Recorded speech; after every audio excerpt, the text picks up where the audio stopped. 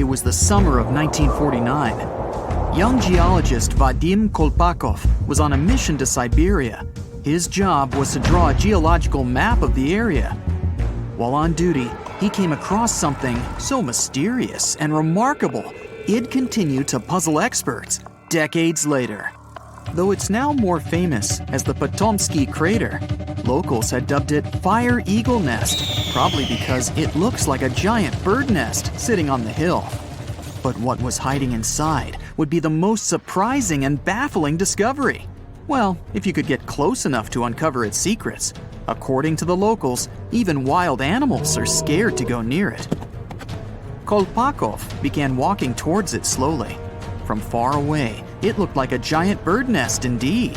The closer he got, the bigger it became. The crater appeared to be fresh. It was also deserted. Trees didn't grow on the slopes of this natural structure, and the winds didn't carry enough soil to make plant growth possible. As for animals, none in sight. He climbed all the way to the top and discovered something unbelievable. It was so hot that he felt the sweat running down his forehead. It was as if he was close to a fire source. His first thought was that this thing is volcanic. When he looked down, he was met with a perfectly circular mound in the middle. The round hump in the center of the crater was around the height of your standard telephone pole. Such things don't appear in volcanoes, even in extinct ones, and there aren't any around here that link to this peculiar mount. Unable to solve the strange appearance of the bad place, Kolpakov went back home and told everyone about his discovery. What was once a local anomaly would soon become a worldwide mystery. The whole scientific community started digging and coming up with theories. A lot of experts agreed this must have been the work of a meteorite. So, they ran tests to see if a meteorite impact could create this double mound structure. The findings? The crater was likely formed by a falling, somewhat spherical object made from a dense material that could only exist in space. More experiments found that it wasn't just one object falling from space, but two.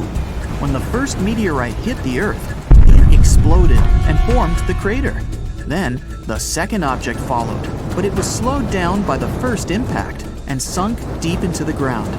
But others objected, claiming that meteorites can't fly one after the other and hit the planet in the exact same spot. With so many questions still unanswered, more experts came to the Siberian taiga to take a shot at solving the mystery. One of them studied trees' rings and collected wood samples. They figured out that the crater likely appeared about 300 years ago. They also discovered that vegetation in this spot grew way faster than usual. After ruling out other growth-boosting factors like better soil content and more sunshine for some period, the only guess they were left with was radiation. Yes, the experts knew that when exposed to high doses of radiation, trees and plants grow faster.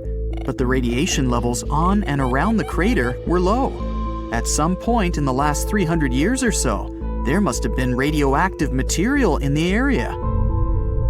Was it a space rock? A unique type of volcano? All theories and no conclusions. Expeditions continue to this day in search of answers. In the northeast of Thailand, a family of enormous stone whales swim through a forest. These aren't real whales, of course. They're actually a part of a 75-million-year-old rock formation. A long time ago, this part of Thailand was just a desert. The movements of the Earth's crust pushed sandstone up to create these fascinating mountains.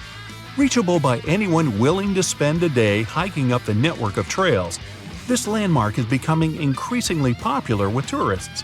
Once you reach the back of one of the whales and look down on the endless sea of green below, you'll know why. On these hikes, you'll find waterfalls, a wide variety of exotic plants and animals, and from the very top, you can even look straight across to the neighboring country of Laos. Their shapes look just like whales swimming together. No wonder this place is called Three Whale Rocks. What a way to see Thailand on the back of a giant stone whale. While digging in a Canadian mine in March 2011, a worker made a shocking discovery. They found a nearly perfectly preserved nodosaur specimen. This extinct dinosaur weighed in at around 3,000 pounds and grew to 18 feet. Despite being over 110 million years old, the nodosaur was so well preserved that you can clearly see the heavy body armor and scaly skin that covered it. It took almost an entire year of painstaking work to uncover the incredible find. The fossil was finally unveiled in a Canadian museum in 2017. Unexpectedly, analysis of the skin showed shading that the nodosaur may have been capable of camouflage, like modern-day geckos and moths. This is in addition to the spines and scales that already make it a walking tank.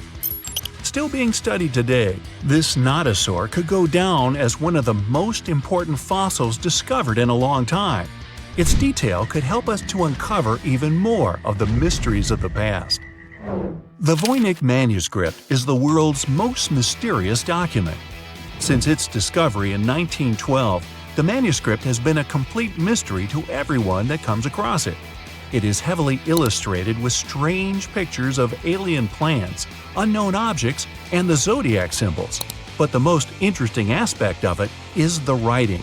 The language used in the text is completely indecipherable. No one knows what it says, who wrote it, or where it was written. We don't even know if it was a real, functional language or if it was just created for this one text. The drawings of different plants are equally intriguing. Most of the plants in the manuscript are identifiable as plants, but they don't match up with any known species. A professor of applied linguistics in England claimed to have deciphered some of the characters in the book, but we haven't managed to uncover any more information about this mysterious text. If you're ever going to head down under, don't forget to pay a visit to the Mystery Craters in Queensland. Halfway between Bundaberg and Gingin is one of Australia's most baffling finds, and that's saying quite a lot for Oz. In 1971, the site belonged to a farmer growing zucchini and potatoes. As the farmer tried to expand his farm, he kept hitting large rocks in the fields while plowing. When he took a closer look at the rocks in his way, he found marine fossils and some strange craters. The farmer passed his finds on to geology professors, who set out to research the formations. When the geologists began digging around the area, they uncovered a huge layer of sandstone and ochre stain that was completely covered with craters. There were 35 craters in total, and the layer of rock is estimated to be around 25 million years old. The scientists studying this mystery believe that hot springs, former ocean activity, and meteors are the prime suspects behind the craters. And I'd like to know about the characters who named those towns Bundaberg and Gingin. What fun names! Now, the Antikythera mechanism is an ancient computer of sorts that's still baffling scientists with its extraordinary design. Around 2,000 years ago, a Greek ship sank off the coast of the island of Antikythera. The wreckage was discovered in 1900, and divers salvaged some of its ancient artifacts. When archaeologists started sorting out the discoveries from the wreckage, they came across an object that didn't seem to fit with anything else. The wreckage was ancient, but they found an incredible device that seemed far too technologically advanced. The machine functioned as a calculator, allowing its user to follow time, the movement of stars, eclipses, moon phases, and even countdowns to events like the Olympics with amazing precision. This level of technology is almost impossible to explain coming from an ancient Greek wreckage. No mechanism would come close to the machine until the 14th century, when geared clocks began to be built in Europe. How was the device, created so long ago, 1,400 years before its time? Could the sinking of the Antikythera and the loss of the calculator have held the development of technology back by hundreds of years? Meanwhile, the Caucasus Mountains near the Black Sea are one of the few areas of Europe that haven't experienced much human impact, even though most white-skinned people in the world are referred to as Caucasians. Despite this, archaeologists have found many ancient megalithic structures in the area.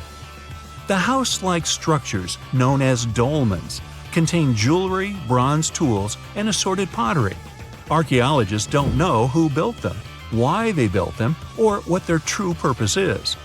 The stones were either two stones held together by a large stone as a roof, or smaller stones stacked as walls with a hole only on one side. There have even been stone plugs found that to seal whatever is inside. What's even stranger about these stone formations is that they aren't just found in the Caucasus. They're found all over the planet, in Australia, South Korea, Colombia, Africa, and even France. Their purpose is unknown, so all scientists can do is speculate. The discovery of the tomb of the first emperor of China in 1974 is well documented. Who could forget the finding of 8,000 terracotta warriors protecting the entrance? Most of the statues are warriors, each with their own unique facial expressions. There are even full-size terracotta horses and chariots too, just for extra protection. What isn't well known is that some areas of the tomb haven't ever been entered yet. Archaeologists are very reluctant to open the site because the whole area is unstable. There might be something amazing inside, but no one wants to risk losing an amazing piece of history. Eventually, researchers will send tiny robots into the unopened tombs to give a better idea of what's inside. Until then, archaeologists have to wait a little bit longer for the secrets.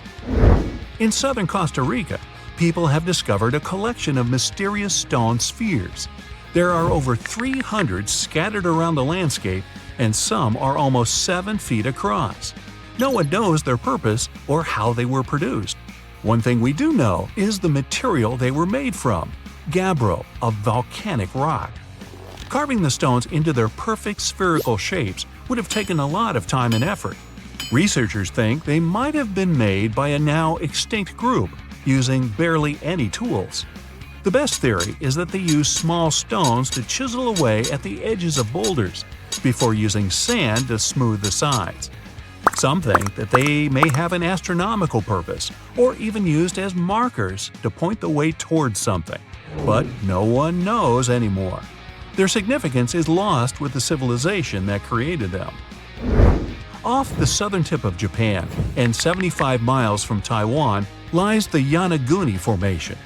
A local diver first noticed these formations in 1986 while searching for new dive sites to take tourists. Seeing the large steps that resembled a pyramid, he thought he discovered an underwater city. Some archaeologists believe that the structures could have been signs of a fabled Pacific civilization, like Atlantis, that vanished beneath the waves thousands of years ago. There are also reports of marks in the stone, suggesting quarry work. Some people even claim that there were faded images of humans and animals carved into the stone. None of this is backed with much evidence, though. Most experts believe that the formation is natural, and the symmetry of the rocks has been overstated. They are not as straight as reported, and it appears to be solid natural rock, rather than carved blocks. In other words, the resemblance to a sunken civilization is just a coincidence. In Turkey, archaeologists believe they might have found the oldest known architecture in the world, over 10,000 years old, according to experts. Found in an area that used to be home to ancient farming communities, these monoliths, which stood up to 18 feet high, were likely used for social events and rituals. Not much is known about them, though. These large stone structures seem to be human-shaped, with images of animals carved into them. Nearby, researchers have found signs of domestic housing, suggesting that these amazing monuments might have signaled the start of the move towards modern civilization. The Kimbaya artifacts are some of the most interesting artifacts ever found. The most curious thing about them is how closely they seem to resemble modern airplanes. They're so aerodynamic that modern scientists believe they might even be able to be used as blueprints for a functioning aircraft. In 1994, 2 aeronautical engineers created larger-scale models of these artifacts. They proved that the designs fly, with a little help from modern engines. What's really astonishing is that these objects are possibly thousands of years older than the first airplane by the Wright brothers. Just another one of our world's fascinating mysteries.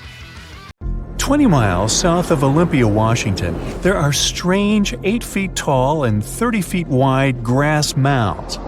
They cover an area of nearly 1 square mile. These small hills are known as the Mima Mounds, and nobody knows what created them. They've been haunting the dreams of geologists for nearly 200 years. Scientists have been arguing about what exactly caused these mounds to pop up all over the place. There are such theories as earthquakes, glaciers, gas vents, clay swelling, and even termites. In 1942, geologists supposed that pocket gophers could create the mounds. In 1987, the theory was tested. Small bits of metal were pushed into the mounds and monitored with the help of a metal detector. As gophers dug their burrows, the pieces of metal were pushed uphill. A computer program analyzed those results. It turned out that many generations of gophers could indeed form the mounds. It would take them over hundreds of years. But why would they push the soil up when it takes way less energy to move it behind them? That's unclear. So far, gophers' involvement is still just a theory. Scientists used to consider the Amazon rainforest a large ecosystem that's been filled with trees for millions of years. Yet when the 16-foot wide Amazon rings were discovered, it changed all the theories. These rings proved that the area looked very different before forests started growing here. It looked like a modern savanna.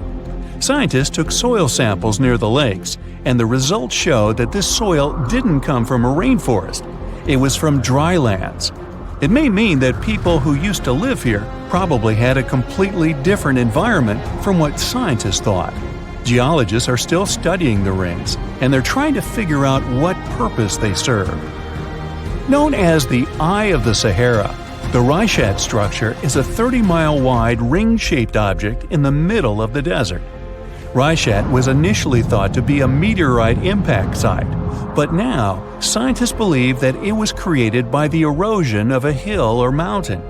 It eroded away over time, but left layers of rock rings that were once a mountain. The eye is so prominent that the astronauts on board the International Space Station can see it from up there.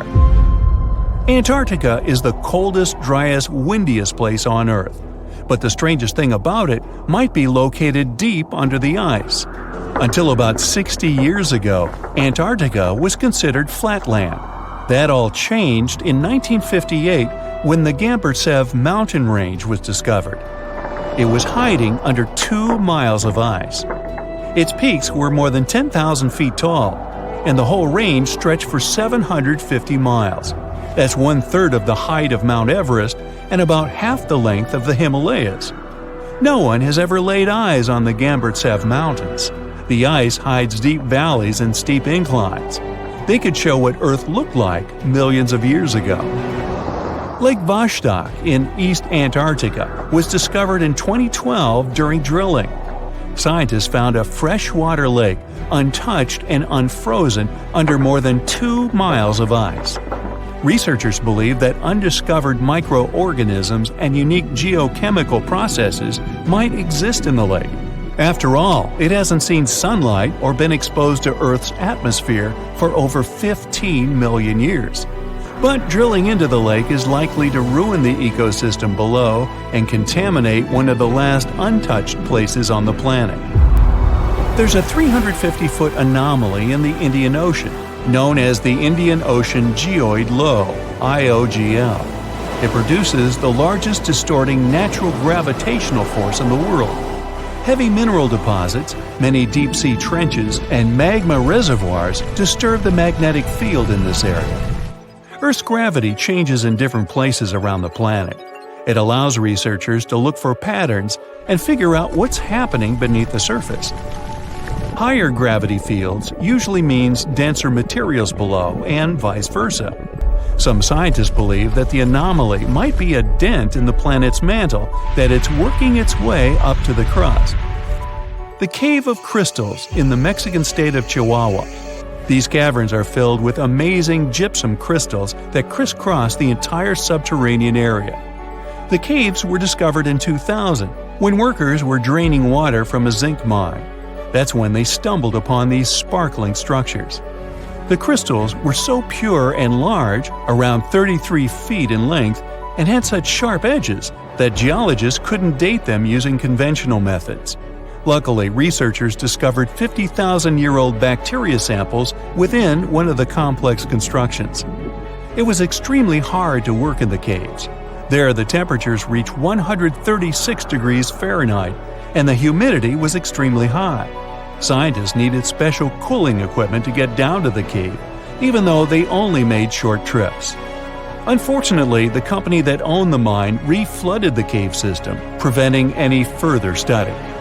Around 450 miles away from Bangkok, in northeast Thailand, there's a 75-million-year-old rock formation. These rocks look like 3 whales swimming together. The beautiful design created by nature became known as 3 Whales Rock. Millions of years ago, this area was just a desert, but the land was changing. Gradually, sandstone got pulled apart by the movements of tectonic plates and erosion. That's how these spectacular formations were created. If you decide to explore the system of trails around 3 Whales Rock, you'll find waterfalls and abundance of fauna and flora there.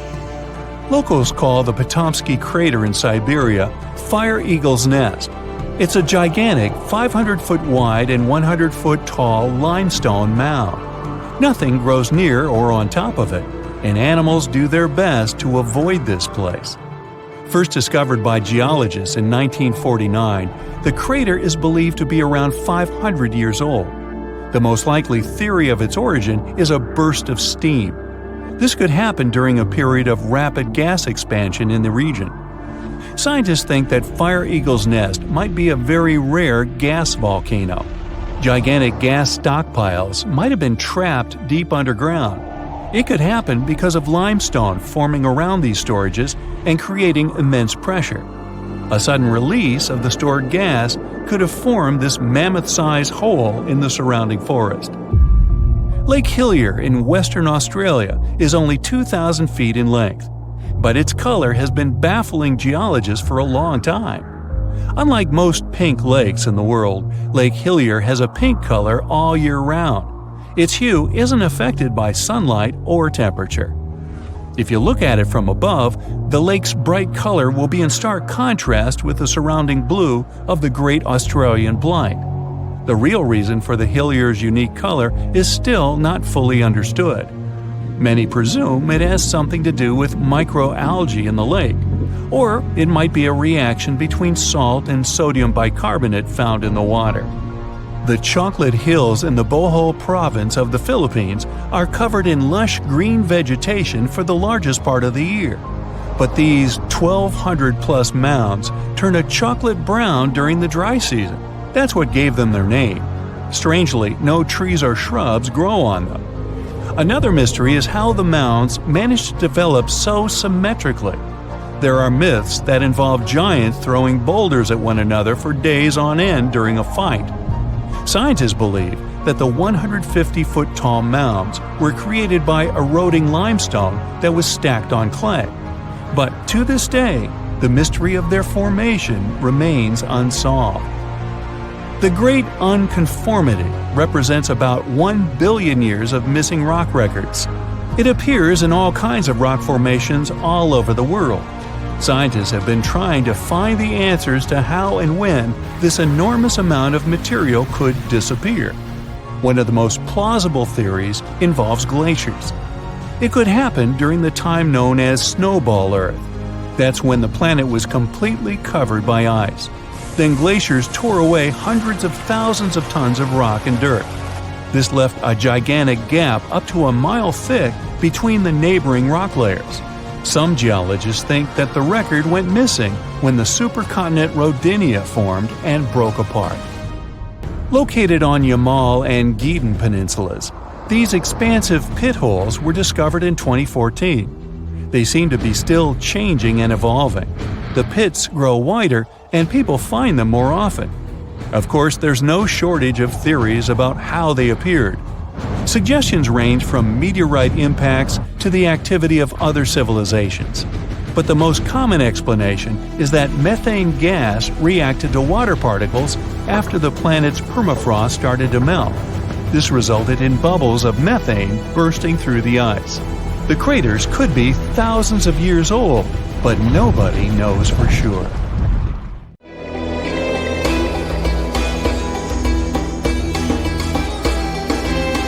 The Great Pyramid was created as the final resting place of ancient Egyptian monarch Khufu.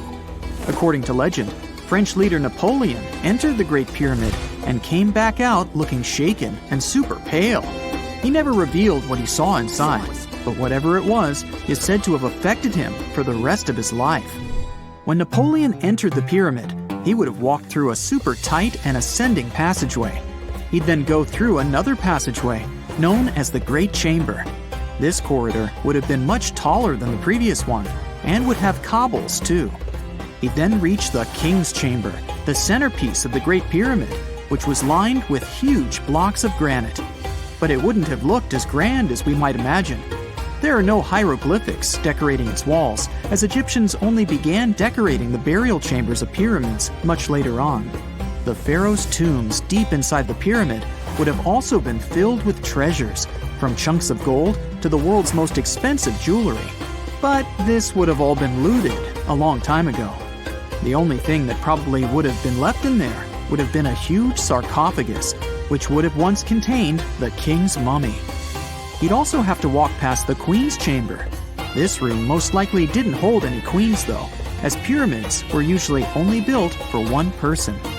There are mysterious tunnels leading from here. To this day, no one is really sure what they're there for. And that's not the only mysterious and creepy thing Napoleon may have encountered, as stories of pharaohs leaving ancient curses on pyramids go way back.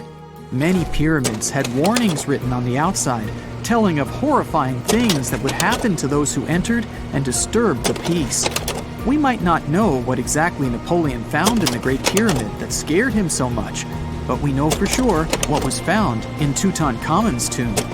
Tutankhamun was an ancient Egyptian pharaoh who was only 8 or 9 years old when he took to the throne. He became a cultural phenomenon when his tomb was discovered almost completely intact in 1922. His pyramid sits in the Valley of Kings in Thebes, modern Luxor, which is in Egypt. Unlike the Great Pyramid, Tutankhamun's tomb was covered in beautiful wall decorations. The walls told the story of how he would travel to the afterlife through the underworld. Egyptians believed all people would have to take this journey, so they would fill their tombs with objects and paintings to help them get there. There'd also be spells painted on the walls. They believed this would help people pass over to the next realm.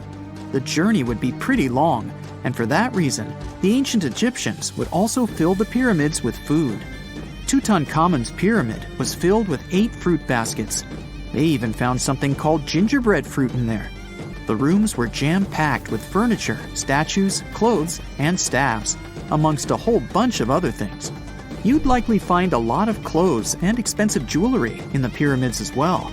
The ancient Egyptians wanted their ancestors to travel in style to the afterlife. They put Tutankhamun in his final resting place with over 50 pieces of clothing, all of the highest quality.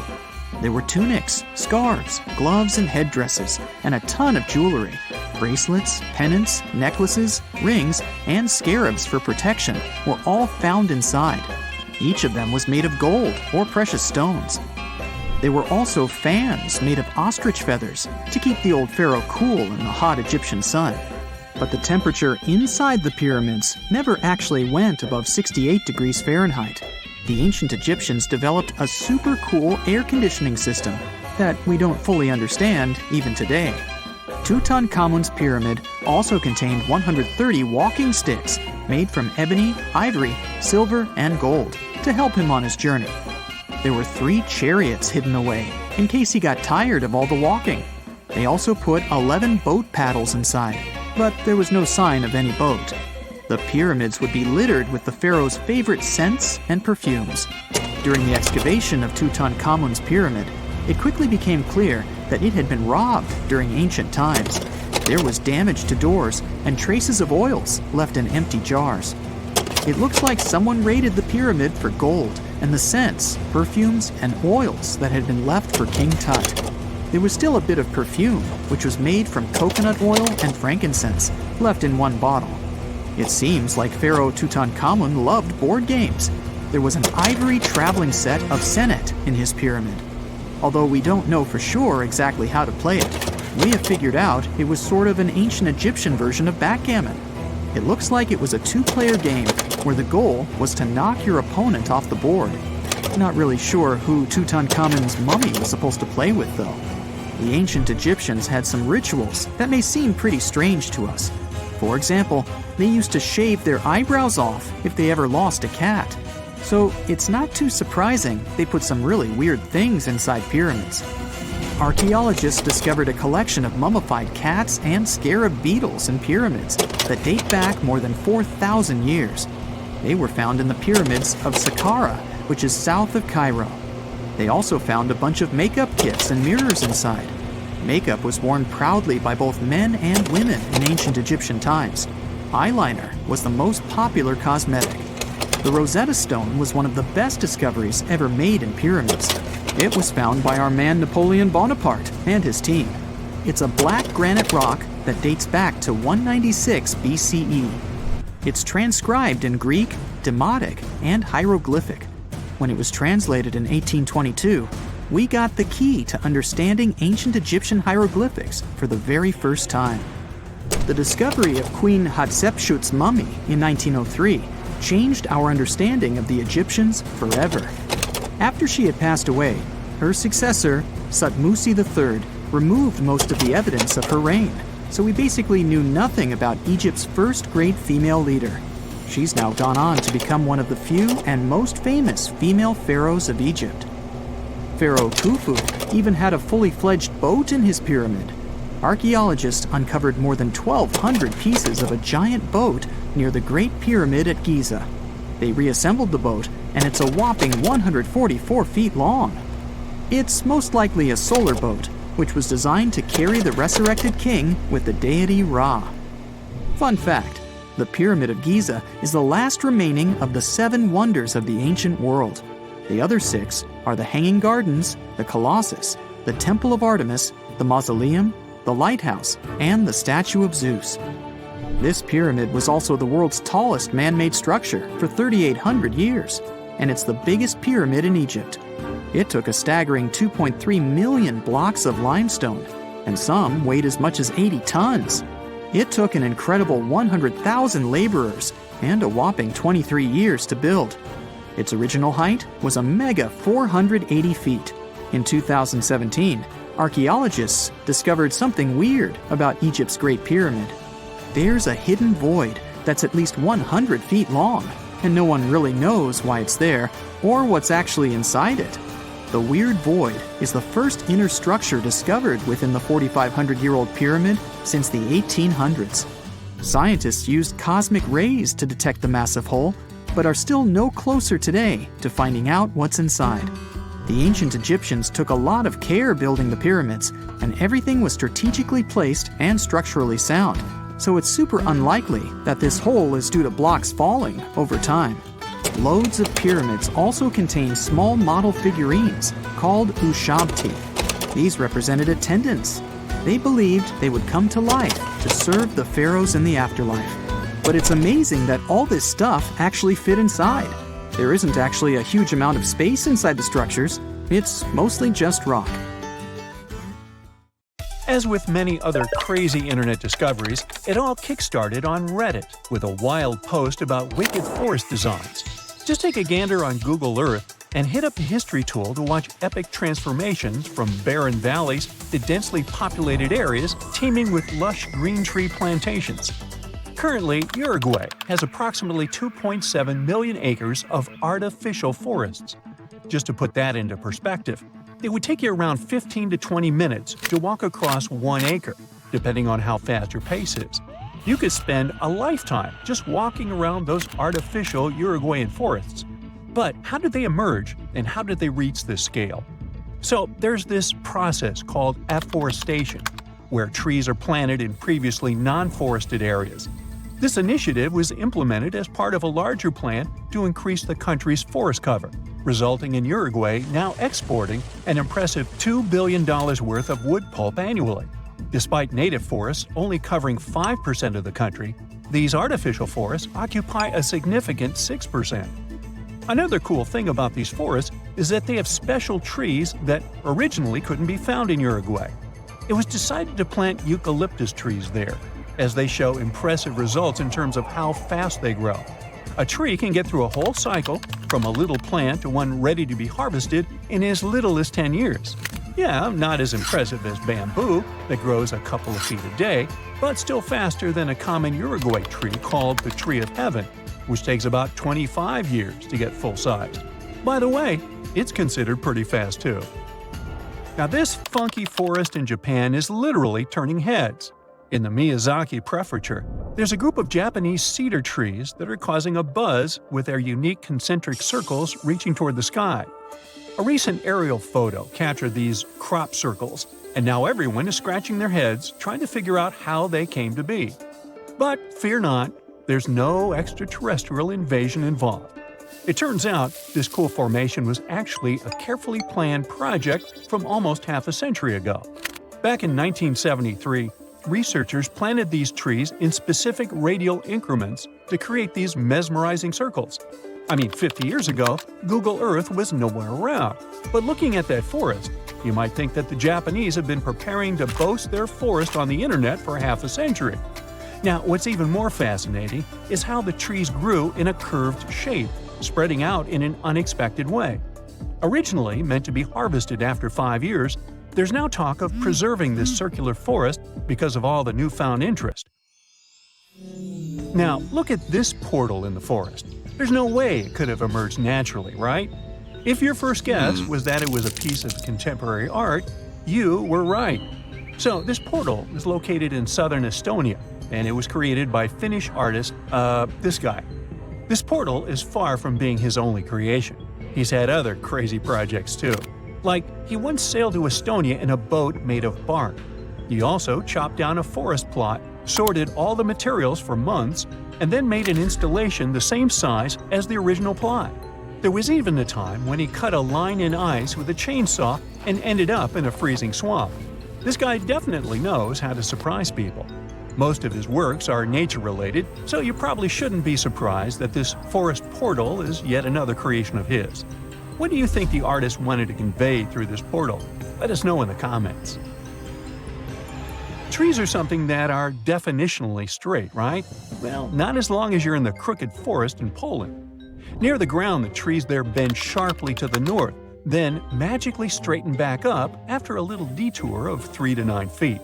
It's like they're doing the limbo, but with trees. The mystery of how these trees ended up swerving like they're on a roller coaster is still unsolved. Some think humans might have intervened to create some funky furniture or boat-building material, while others blame it on a wild snowstorm. Nobody knows for sure. Regardless of how they got this way, the Crooked Forest is a hot spot for tourists and nature lovers. If you ever come to Poland, make sure to visit this nature's wonder. Welcome to the Goblin Forest, a magical section of East Egmont that will make you feel like you've stepped into a fairy tale. This enchanting forest, also known as the Kamahiwa, is famous for the abundance of gnarly kamahi trees that give the whole place an eerie yet stunning vibe.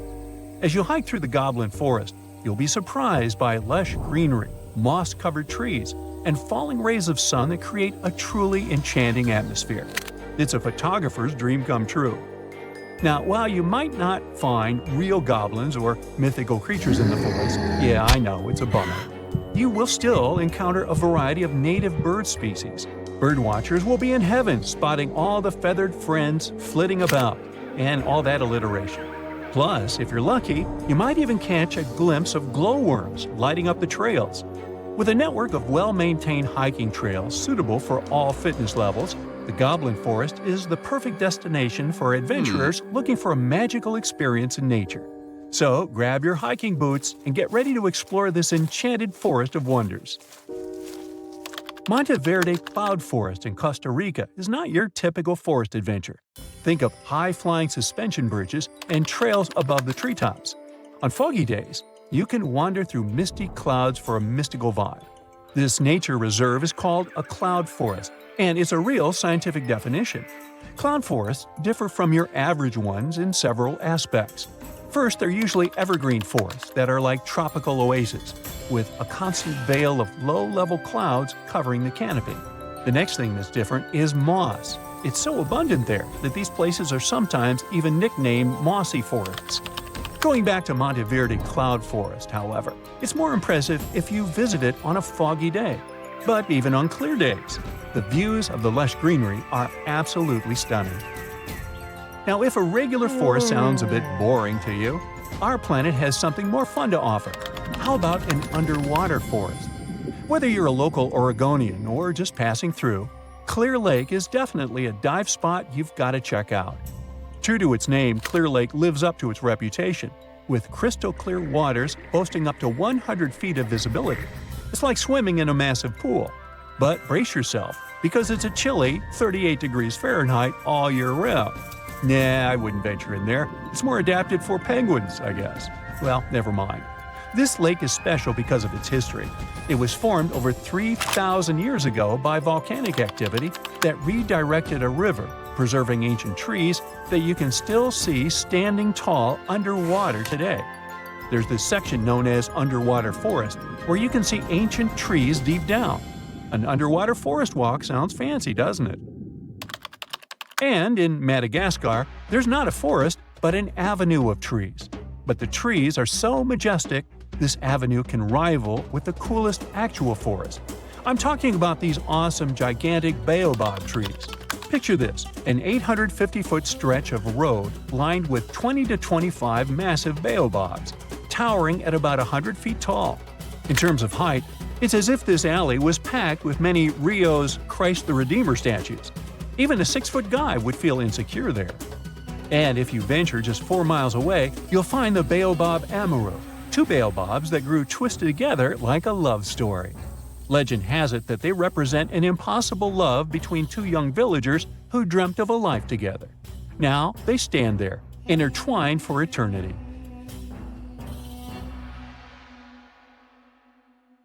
Welcome to Rapa Nui, better known as Easter Island. It's a tiny speck in the vast Pacific Ocean, 2,200 miles away from the coast of Chile. This island is most famous for its eerie moai statues.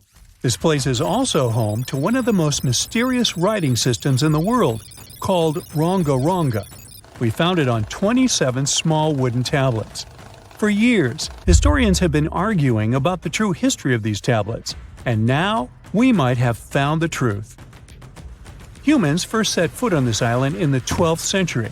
For many years, it was home to the Rapa Nui people. They were pretty isolated out there in the Pacific Ocean until Europeans arrived in the 1720s. Europeans brought with them lots of troubles, leaving only a small fraction of the native population alive. Later in the 19th century, a missionary, Eugene Iro, went to the island and discovered the wooden tablets with intricate symbols carved on them.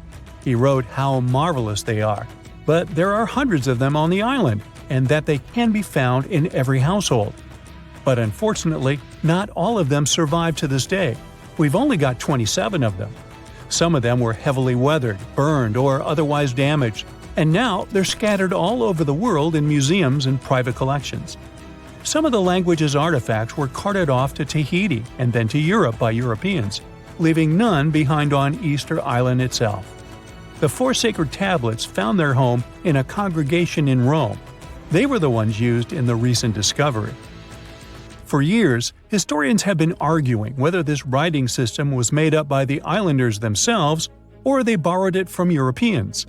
To find the truth, they decided to use a technique called radiocarbon dating. All organic materials, like wood, charcoal, and so on, contain a tiny amount of a radioactive form of carbon called carbon-14. When life comes to an end, things stop taking in carbon-14, and the amount they had starts to decay over time. By measuring how much carbon-14 is left in a sample, we can assume how old this sample is. This is how we learn the age of many fossils and artifacts. So, they looked at the age of some Ronga Ronga tablets. 3 of them were crafted from trees grown in the 18th or 19th century. which aligns with the arrival of Europeans. However, one of them is older than the Europeans' first visit to the island. There are two reasons to believe that Rapa Nui people created this writing system themselves. First, Ronga Ronga works differently from European languages. Decoding it is a pretty hard task. Unlike English, this language boasts over 400 unique glyphs, none of which resemble any known writing system. There were many attempts to decipher this language, and none of them were successful so far. And second, one of the tablets is shown to be from around the 15th century, before the Europeans arrived. The problem is that radiocarbon dating can only tell us when the wood the tablet was made from was cut down, not when the writing was put on it. And since we've only got one tablet to go by, this isn't enough to be completely sure. On the other hand, why and where would they preserve cut wood for over 200 years just to grab it and write something on it one day?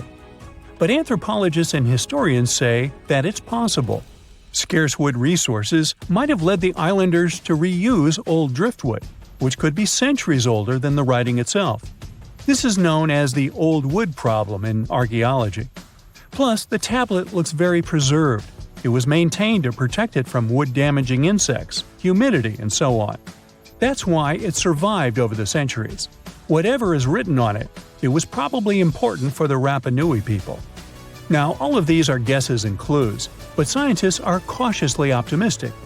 They believe that Ronga Ronga could be one of the rare instances of independent writing invention, like those of the Sumerians or the Egyptians. But we need more evidence. In the Rapa Nui language, rogo rogo means to recite or to declaim. Not everyone could write, only a select few. Probably only the elite of Easter Island, mostly men, knew and could read this written language. After colonization, none of them survived. So now we have to rack our brains trying to figure out what's written here. First, scholars can't agree on what type of script it is. We aren't even sure that this was their language. But even if it was, we don't know whether it's a primitive form of writing or a fully developed system. In the 1990s, a linguist, Stephen Roger Fisher, believed he might have cracked the code of Ronga Ronga's structure. His idea was that these tablets conveyed cosmogonies. Cosmogonies are stories or narratives that explain how the universe was created and how natural phenomena came to be. They often come from ancient traditions and cultures, like those found in East Polynesia. The tablets could have talked about things like how the world began, where everything came from, and how different aspects of nature, like the stars or the mountains, were formed. This would also explain why only the wise elite could write. Fisher thought that Ronga Ronga is a mix of logographic and semasiographic systems, which means that some symbols represent spoken words, while others represent ideas or concepts. But deciphering them would be very hard because it requires extensive memory and knowing context, because the symbols are more like hints than complete expressions. However, other language experts disagreed with his ideas, saying there were problems with how he put together his theory. Unfortunately, Fisher couldn't prove this hypothesis. Maybe these are just drawings. If we look at the tablets, there are some things that look recognizable: people, animals, plants, and geometric shapes. There are some birds. One of them looks like a frigate bird, which Rapa Nui people associate with the deity Maki Maki. There are also fish, centipedes, and so on, or at least these glyphs look like them. Could it be just art or a form of decoration? Maybe, but there are some problems. The glyphs show a high degree of complexity and structure. They also keep the same style. For example, there are several symbols that show something human-like with a raised hand. The only difference is different heads. As if it wasn't complicated enough, this unique writing style also uses a system known as reverse boustrophodon. This means that each alternate line is flipped upside down, resembling nothing seen elsewhere. We don't know why they would turn the tablet upside down after each line. But all this shows that they had some sort of system and organization behind these symbols. Plus, it seems like they use these tablets every day for some practical purpose. But there's some hope for the future. New technology, like AI and other computer programs, might help us understand lost languages. We already started creating algorithms that could help us solve other mysteries, like the Voynich manuscript. Academics even organized the Vesuvius Challenge, a machine learning competition that, in 2023, cracked the riddle of the ancient Herculaneum scrolls. The scrolls were buried under volcanic mud after the catastrophic eruption of Mount Vesuvius in 79 AD. In real life, the scrolls are very fragile, so deciphering them would be a very hard task. But with digital scanning and machine learning, it's much easier. They have a rich history. They most likely belong to the personal library of an Epicurean philosopher named Philodemus. These scrolls contain very important insights into Greek philosophy and Latin literature. If we decipher more of them, we'll learn more about the rich history of the Roman Empire. Whenever you hear about ancient ruins, you almost never picture them being suspended somewhere, or just randomly hanging on the branch of a tree, right? In fact, for most of the ancient artifacts we have exposed in museums all over the world, archaeologists did quite an impressive amount of digging. You see, buildings have this funny way of fading away over time if not properly taken care of. Sometimes we need to reuse some building materials, so an older construction may be sacrificed in the process.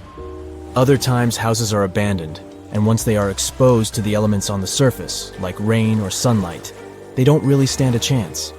Some just simply crumble away due to good old erosion. So the only way a piece of architecture can survive the test of time is if it's somehow gotten buried deep down.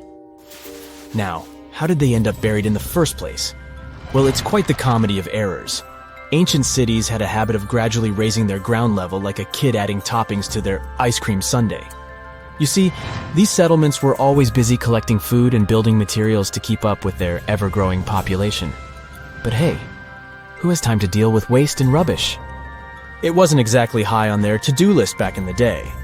So when it came to building new houses, ancient civilizations found it much easier to save their sweat and tears by piling up the rubble and constructing right on top. But that's not all. Rivers would also occasionally flood and deposit a layer of sediment on the city floors, further encapsulating those ancient constructions. And in those dry regions like the desert, where the wind likes to show off its sand and dust dance moves, you can bet it was a constant struggle to keep the establishments clean. One hilarious example is the Sphinx, which had its head buried in sand until a group of archaeologists unearthed it in 1817. Some ancient towns eventually got covered up because they were completely abandoned.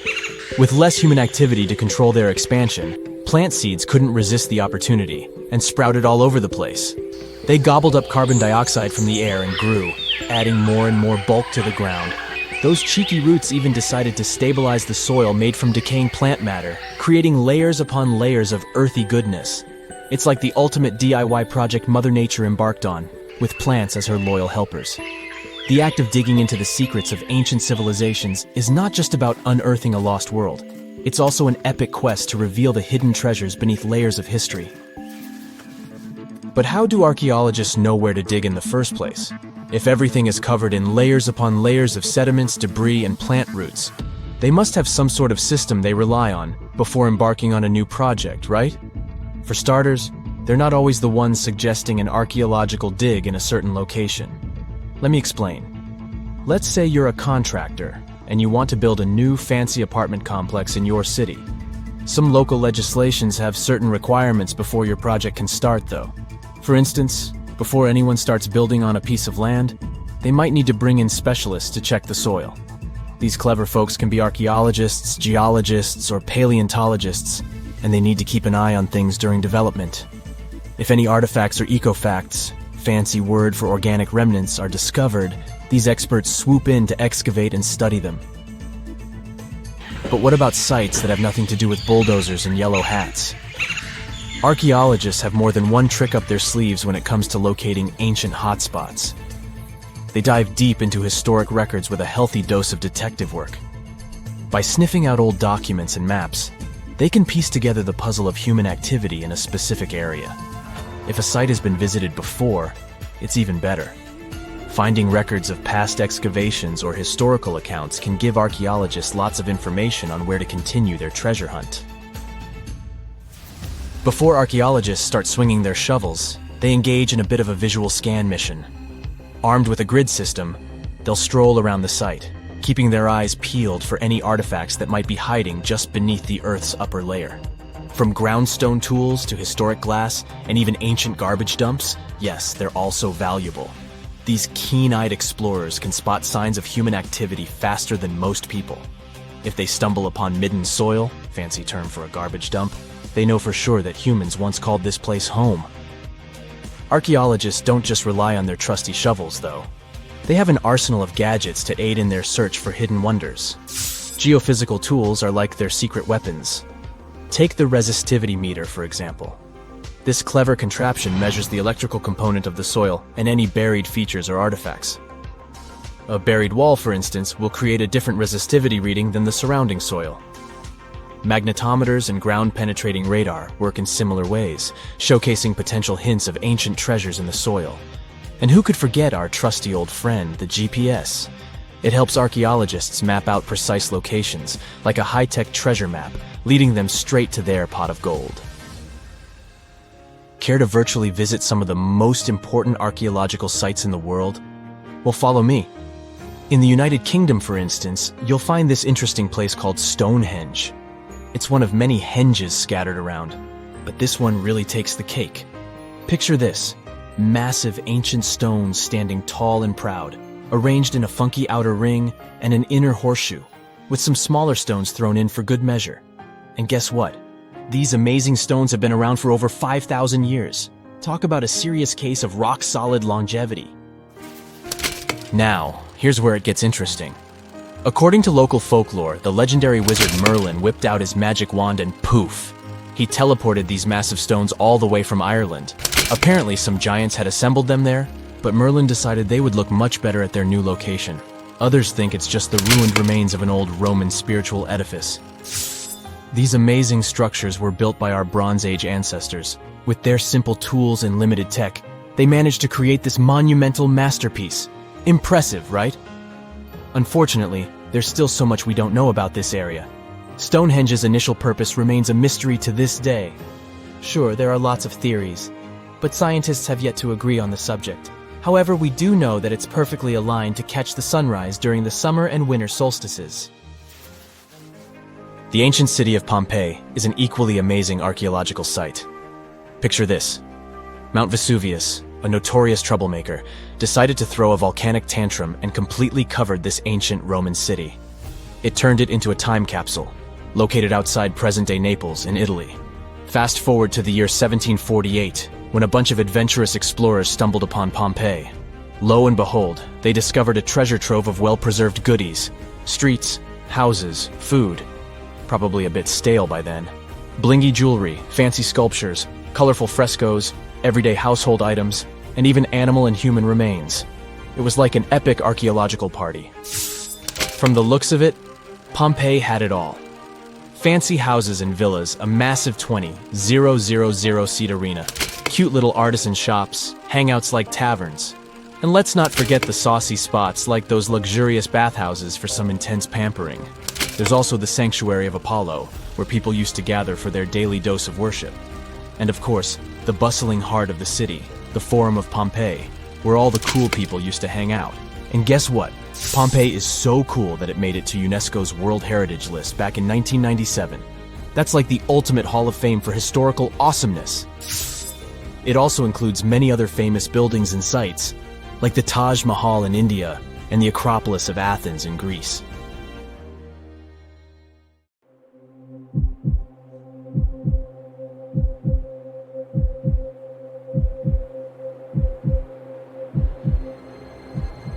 Leave it to people wandering on Google Earth to stumble upon the world's newest and weirdest places ever. Like this mysterious pyramid discovered in Antarctica. Soon enough, the internet blew up with all sorts of theories regarding this unusual shape. Could it be a sign from a different life form? Is this pyramid indeed natural, or is it man-made? For starters, it's not the first time we've discovered a pyramid in the Antarctic. The first one was observed by the British Antarctic expedition in the 1910s and kept secret for a long time. Its discovery being kept hidden only added to the mystery. A second such structure was discovered in 2016, which further increased the interest in the matter. The mystery was soon enough deciphered by scientists. These formations are just mountains. They're located near the Ellsworth Mountains, a range over 250 miles long, so they're just mountain peaks that have broken through the ice sheet. As for their particular shape, it's just a coincidence. Pyramids are found throughout nature. The Matterhorn in the Alps and Mount Ballenstinder in Iceland, for example, are quite similar in terms of shape. As for the official name of these peaks, they're called nunataks, or peaks of rock peeking through a glacier or an ice sheet. Antarctica has way more incredible features, like the fact that it's home of 60 to 90% of the world's fresh water. That's because its ice sheet is the biggest on our planet, stretching across 5.4 million square miles. I'll spare you the calculations, but that leaves only 1% of the continent ice-free. Antarctica's ice reaches 2.7 miles thick at its deepest point, meaning half the height of Mount Everest. Should it ever melt completely, our sea levels would rise to roughly 200 feet. It wasn't always this cold, though. At some point in our planet's history, Antarctica had some average temperatures as the city of Melbourne has today. It took a lot of research, but scientists figured out that Antarctica's temperatures could have reached up to 62.6 degrees Fahrenheit. Sure, that was 40 to 50 million years ago, but if you think about it, it was at the same time when dinosaurs roamed our Earth. Time is also different on this icy continent. All the lines of longitude that help us calculate different time zones merge into a single point at the South Pole. Here, there are 6 months of daylight in the summer, followed by 6 months of complete darkness during the colder season. So, scientists working here stay, on average, in the same time zone they've come from.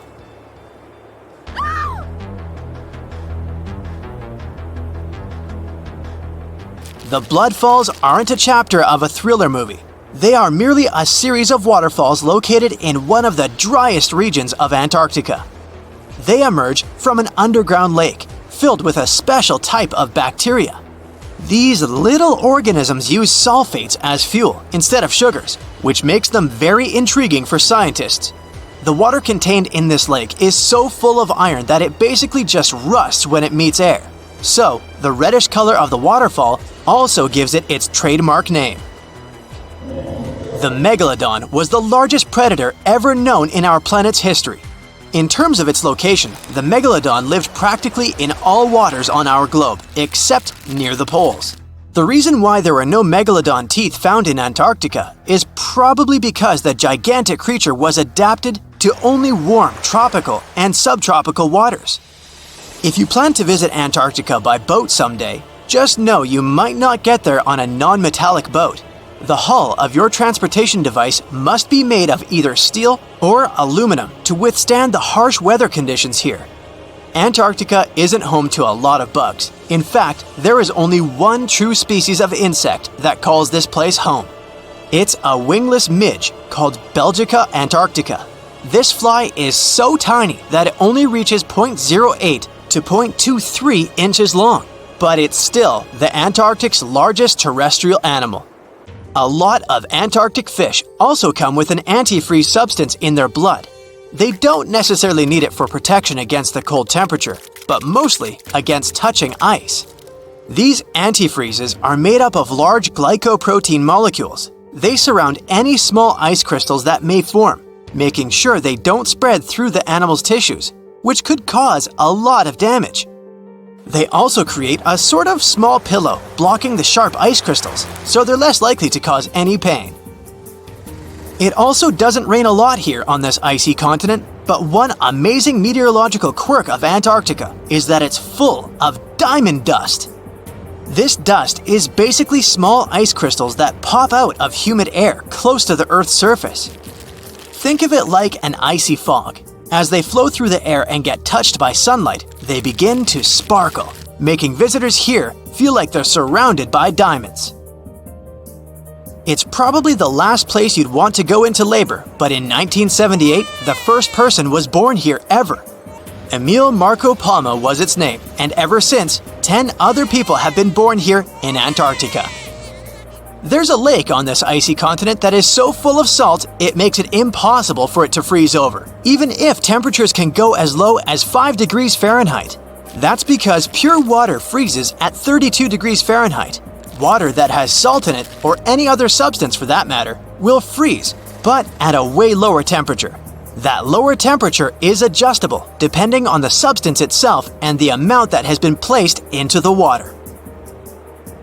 Antarctica was the last official continent to be discovered. It remained completely unseen until the 1820s. But it took another 20 years to confirm it was actually a continent and not just a group of icy islands.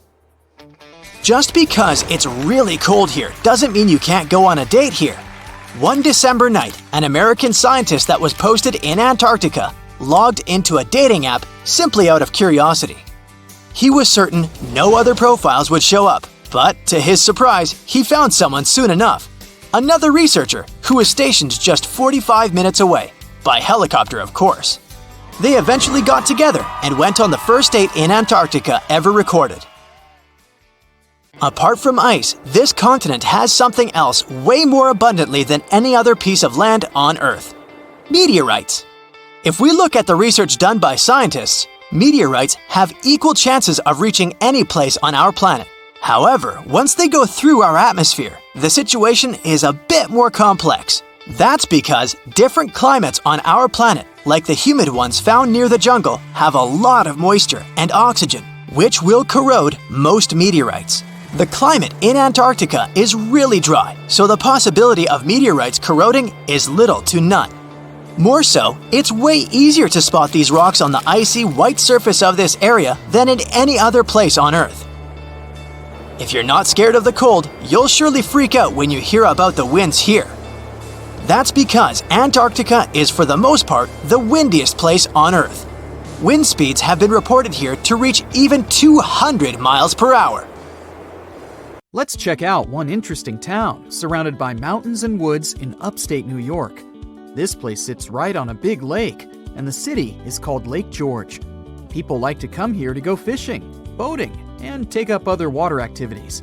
You can meet many fishers, athletes, and a screaming man standing by the shore. Lake George is one of the most popular places in the northern part.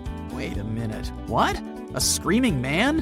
What does it mean? Yeah, people come to the shore, look towards the lake and the mountains, and just scream loudly. It looks pretty weird from the outside. Here's a young guy screaming, then he leaves, and a girl stands in his place. She starts screaming too, and then she offers you to do the same. Okay, you come to the spot where she was standing, turn towards the water, and shout. Wow! The sound of your voice echoes back to you. You hear yourself as if the sound wave passed through a giant megaphone. Your scream sounds distorted. It's unbelievable. You get closer to the shore and start screaming again. But this time, the magic is gone. You hear your usual scream. You return to that point, and here's the sound of your cry rising to you again with an echo. But how does this happen? Look where you're standing, the girl tells you. You're standing on a round concrete platform with an engraved image of a compass. Right on the compass, you see a blue map of the lake. In the center of this pattern, two compass lines intersect and form the X symbol. Anyone who stays in this exact spot and shouts towards the lake will hear an incredible echo of their voice. It's as if your scream is coming back to you from another dimension. But the most exciting thing is that people standing nearby don't hear it. They see you as just a screaming person with an ordinary voice. They can hear the echo only in this X spot. Scientists still can't explain this acoustic phenomenon or figure out the reason for this behavior of the sound waves. All they have is guesses and theories. The concrete platform is surrounded by a small curved wall from the lakeside. Some people think that your voice resonates from this wall and creates this sound effect. Many places have similar semicircular walls, but they can't play such an acoustics trick. Another theory says that mountains and water somehow create the echo effect. There's also an old legend according to which a magical creature appeared at this spot. It shouted towards the water, and its wisdom has echoed throughout the lake ever since. I still think the sound resonates from the wall, but let's move on. We have more places to go. The next incredible location we're going to drop by is in California. Welcome to Lake Berryessa. Just stand on the shore and watch. Everything seems normal, beautiful nature, clean, calm water, but there's a huge deep hole in this lake into which millions of cubic feet of water are pouring per second. But don't worry, this is not a natural anomaly or a tunnel to the underworld. It's the glory hole, and people created it. Lake Berryessa is in the area where the farming town of Monticello used to stand. In the last century, people built a dam next to the lake. During the rains, the water level rose and overflowed beyond the edges of the dam. To solve this problem, engineers built a vast hole. To give you an idea of how vast it is, imagine an ant standing on the edge of your bathtub with water flowing through the drain hole. The glory hole is as big for you as the drain hole would be for the ant. The water goes through a long horizontal tunnel and enters the nearest bay. The glory hole is a local attraction and a popular place for tourists. Now let's move to the Caribbean region for another fascinating location. Here, among the clear blue sea, you can find a unique lake on one of the dreamlike islands. Its entire territory looks like a giant concrete platform. But don't swim in it. Steam emanates from the lake's surface because of high temperatures. Almost all the water here is liquid asphalt. Pitch Lake is the largest asphalt deposit in the world. Its depth is 250 feet, which means that a passenger Boeing can fit there in an upright position. Scientists haven't yet studied the lake thoroughly. They think there's a fault in the Earth's crust underneath it. Natural gases and oil pass through this crack and mix with water. Then, all this liquid goes through many chemical reactions and turns into asphalt. The lake contains about 10 million tons of hot material, according to rough estimates. Theoretically, no life can exist in such conditions, but scientists discovered a colony of microbes there. This means that life outside of our planet can exist. Saturn's largest moon, Titan, has many hydrocarbon lakes on its surface, similar to Pitch Lake. And if the simplest forms of life can exist here, in the asphalt lake, they may also survive on Titan. Our next unusual lake is in a pretty unexpected place, in the driest region on Earth. And these are not hot dunes and lifeless plains. This region is in Antarctica. A dry area is not where it's hot, but where there's almost no precipitation. The desert is not heat and sand, but the absence of life. Some areas of Antarctica meet these two criteria. It's so cold here that a mug of tea can freeze in a minute. But the lake we want to see doesn't freeze. Although it's not even a lake, but a pond, because of its tiny size and depth of several inches. It resembles a large puddle of icy water. It doesn't freeze because Don Juan Pond is one of the saltiest reservoirs on the planet. Salt prevents water from turning into ice. But the most interesting thing is the lake's origin. Scientists still don't know how it appeared here. Our next stop is in the southern part of Tunisia. In 2014, a strange lake appeared out of nowhere, right in the middle of the desert. No one knows when the lake was born, since this part of the region is sparsely populated, and people don't live in the area around the lake. Shepherds passing by were the first to have noticed the lake. They told the locals about it. A few hours later, hundreds of people came to the place to swim in the clear, cool water. The lake became a popular place, but after a few days, something strange happened. The water turned dark green. The locals didn't care about this and continued to bathe in the lake. But when scientists and geologists arrived at the place, they immediately declared that the water was dangerous. They said the lake was stagnating. It didn't refresh itself from underground streams, and the rains didn't feed it either. The water became moldy and dirty, and then turned green. The lake contained algae and a lot of harmful bacteria dangerous to the human body. Scientists also found out that the land in this region had phosphate deposits. This substance can decay and become radioactive. But the locals didn't take the scientists' words seriously. Just imagine that you're wandering in the desert under the scorching sun and notice a cool green lake. Few people will refuse to jump in there. The origin of this lake remains a mystery. Some experts think that heavy rains have filled a hole in the ground with water. Water has probably accumulated in the shadow of rocks surrounding the canyon. But another, more frightening theory says that an earthquake formed the lake. The seismic activity must have torn the Earth's crust above the water table. Then, underground springs spilled out of the depths and filled this crevice. This means that all the water that came here can pour back out. Imagine pulling the plug out of the drain hole in a bathtub. Any small earthquake can make the lake's plug fly out. In this case, the gap can take all the water back underground. So let's hope there won't be any swimmers in the lake at that moment. We're in the Caribbean, and these are the Taino people.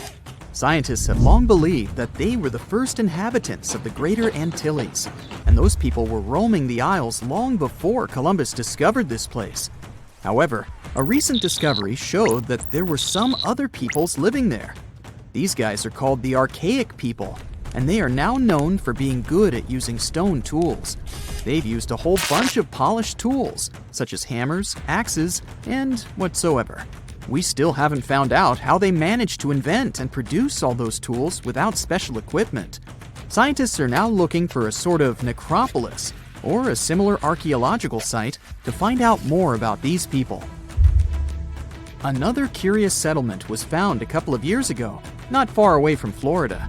This one is pre-Columbian too, but it seems that the dwellers there were more into fashion than crafting using stone tools. The scientists discovered a complex of 37 oyster shell rings. There were many households with these rings, and the locals would produce beads from the shells of marine creatures. By the way, long ago, beads weren't intended only for fashion, but they were also an important social instrument. People would sew them on their clothes to manifest their power or wealth. Sometimes archaeologists manage to discover whole cities. This is exactly what Eleni Korka, an archaeologist from Greece, did. She found the lost city of Tania back in 2018. It wasn't a lucky coincidence. The whole search took as much as 34 years. By the way, Tania was even considered a mythical city. The city of Tania was a Trojan-founded city, and the ancient texts claimed it was incredibly wealthy. Well, seems like the texts were true. The archaeologists found around 200 coins on the site. Some jewelry was found there too. For instance, there was an iron ring with a seal. They also found a gold coin that was supposedly used to pay for a journey to the afterlife. Yeah, back then, people believed that it existed, and they needed to pay for a ticket to get there. The discovered clay, stones, and marble floors help us imagine what their dwellings looked like. And the archaeologists also found some vases there. One of the earliest examples of human-made art is located in the cave of Altamira in northern Spain. The paintings in a Paleolithic cave are so special because they're not monochrome, but have several colors combined. Still, these earliest masterpieces were hidden for a long time. They were only discovered in 1868, and today, this cave is a UNESCO World Heritage Site.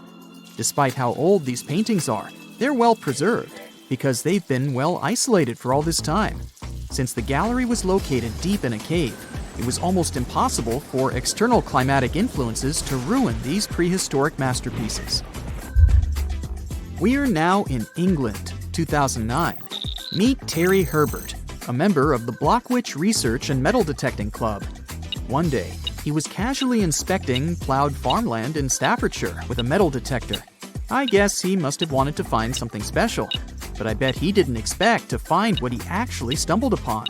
He discovered something that scientists later called the largest hoard of Anglo-Saxon gold and silver metalwork ever found. There's a list of items discovered, but if I start reading it to you, it's going to take me a really long time.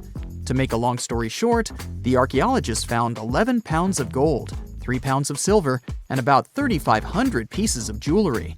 No wonder this discovery is called the Staffordshire Hoard. The Birmingham Museum and the Art Gallery and Potteries Museum chipped in and bought the entire collection for over £3 million.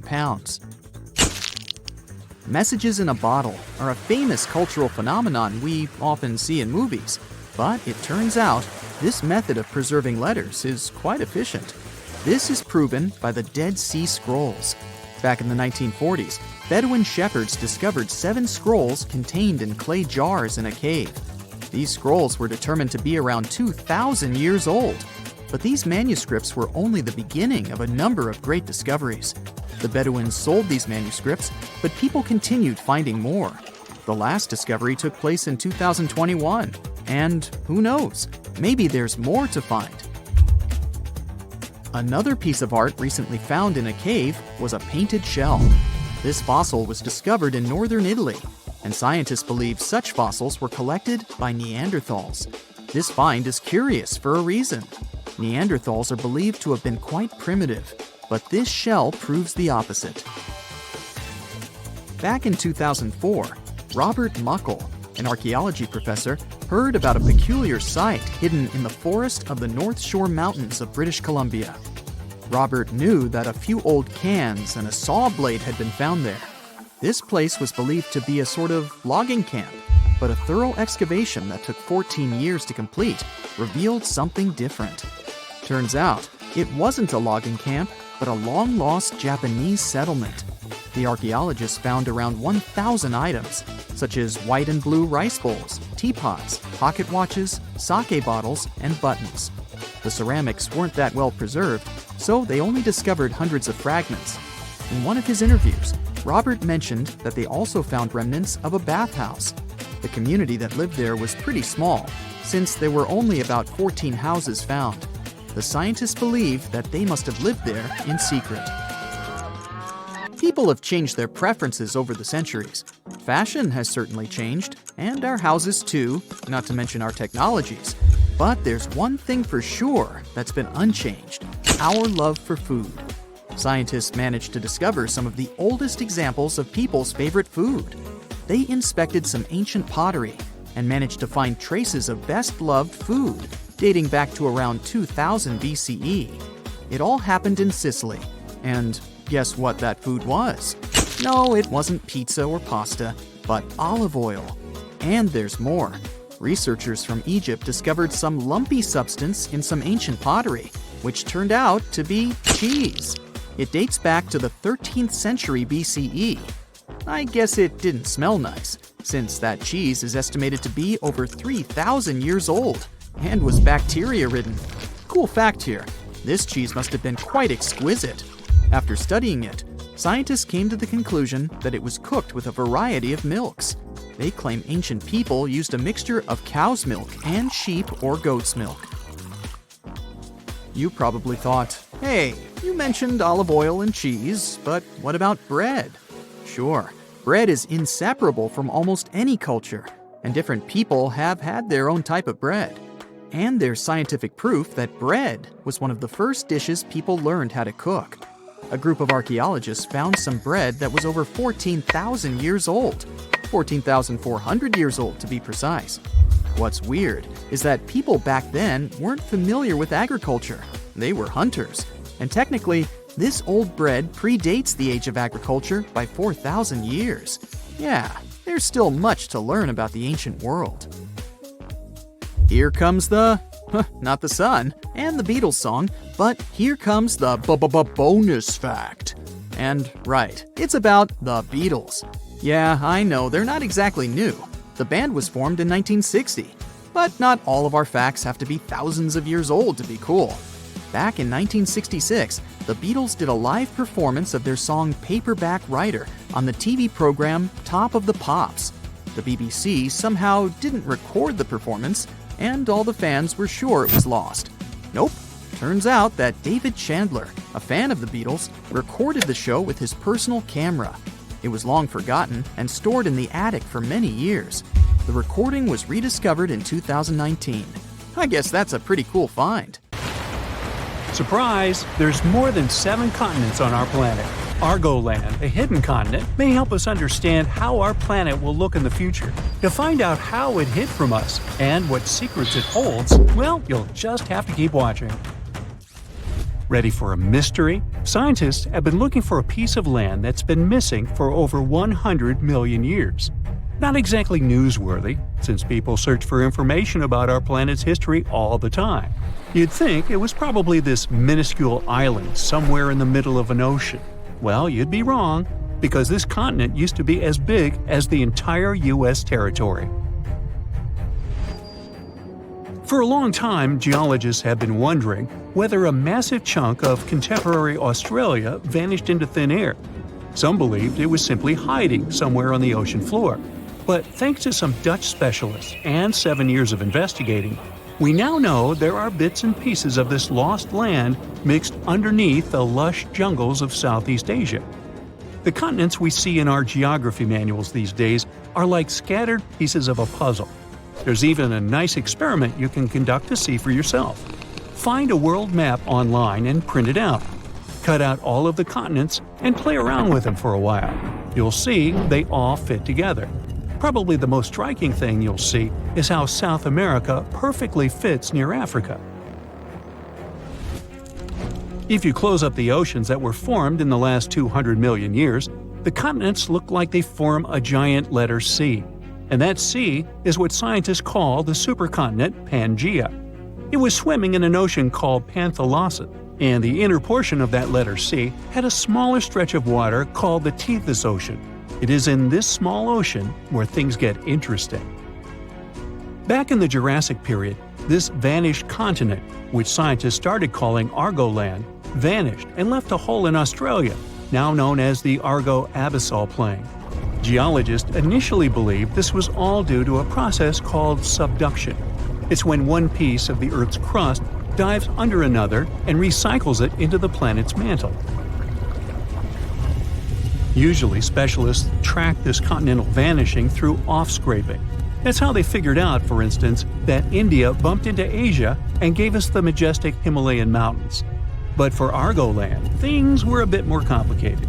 Bits and pieces were popping up in places like Myanmar and Indonesia, but they behaved like these time-traveling relics, looking way older than when Argoland supposedly separated from Australia. It immediately raised the question, if one continent can behave so weirdly, how many others are out there doing the same? Thankfully, scientists have now put together the entire timeline of Argoland and figured out its mystery. It didn't sink or get swallowed up. It simply transformed into an archipelago, breaking into smaller pieces, called microcontinents, and floating away from Australia. These mini-continents then took a little journey before settling down in Southeast Asian jungles. This discovery fits right into the whole Pangaea puzzle. It helps us better understand how continents break up and make up, all in one discovery, revealing secrets of biodiversity and climate back from in the day. If you'd like to find out more secrets about history, civilization, or random day-to-day objects, be sure to like this video and subscribe to the channel. Like, for instance, the mystery behind this invisible species line in Indonesia. It's called the Wallace Line, named after the British explorer Alfred Russel Wallace. Over 150 years ago, Wallace was on a journey around the Malay archipelago, visiting thousands of islands. What he found was that animals on one side of this invisible line were considerably different from ones on the other side. This invisible line is like a wall between marsupials and tigers, for instance, or honey-eaters and trogons. But now we know that around 35 million years ago, Australia broke up with Antarctica and collided with Asia, and this continental love triangle triggered significant changes. It didn't just change the way the land looked, it also messed with the species of animals on each side of the Wallace Line. In more recent times, a bunch of specialists published a study saying this collision and climate chaos made Asian species comfy living in the Malay archipelago. Meanwhile, the Aussie animals weren't as happy with the new environment. It was too hot and wet for some, and others just couldn't handle the tropical island lifestyle. The discovery of this continental shift towards Asia might also explain a recent finding of a human species that didn't seem to make any sense either. You see, in this hidden cave in the Philippines, archaeologists stumbled upon a new human ancestor. It seems that about 50,000 years ago, on the island of Luzon, there was this ancient human-like species. The lead researcher believed this finding was crucial for understanding human evolution in Asia, and it named this new species after the island, Homo luzonensis. Now, here's where it gets a bit confusing. The bones found by archaeologists had one small problem. They had a weird mix of traits that hadn't been seen together in any other hominid species. Smaller teeth, similar to ours, yet hands and feet that were more like our ancient humanoid ancestors. It was those throwback limbs in particular that connected this human species with the long-lost southern territory. That's because they have this primitive look, like these hard-to-pronounce guys, for instance. Only these two species are separated by 2 to 3 million years of time in evolution. Many have wondered, is Homo luzonensis really a new species? Not everyone is convinced. But it may also explain why living creatures are also affected by the constant shifting of the land underneath us. Now, just because they haven't changed much during our lifetime, it doesn't mean our continents will look like this forever. They evolved from this large megacontinent, and they'll most likely end up in a similar position in the future. On that note, a geologist from a European university tried to predict the future of Earth's supercontinents. As a starting point, he used an earthquake that occurred in Portugal back in 1755, when tectonic plates behaved a bit differently than they should have. After years of research, he came up with a theory in 2016. He believed that the stitches between these tectonic plates might be coming apart, setting the stage for a bigger rupture. It's like when glass cracks between two holes in a car windshield. If this happens, a subduction zone could stretch from the Mediterranean all the way up past Ireland, bringing volcanoes, earthquakes, and new mountains to these areas. If all goes according to this plan, the Atlantic Ocean will disappear, and so will the Pacific, turning into one large stretch of water. Instead of the 7 continents we know today, we'll get a new supercontinent, which he called Archaeological, because it would have Australia and the Americas at its heart. Now, it's not the only possible scenario, though. Novo Pangea might be another, and it's easy to foresee. The Atlantic stays open and the Pacific closes. Then there's Amasia. For this one, you'd have to imagine the Arctic Ocean closing and the Atlantic and Pacific staying open. Everything shifts to the north around the North Pole, except Antarctica. One final scenario would be called Pangea Ultima.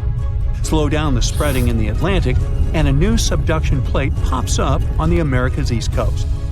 Well, either way, if all the continents collide in the future once more, some say it won't be fun to experience.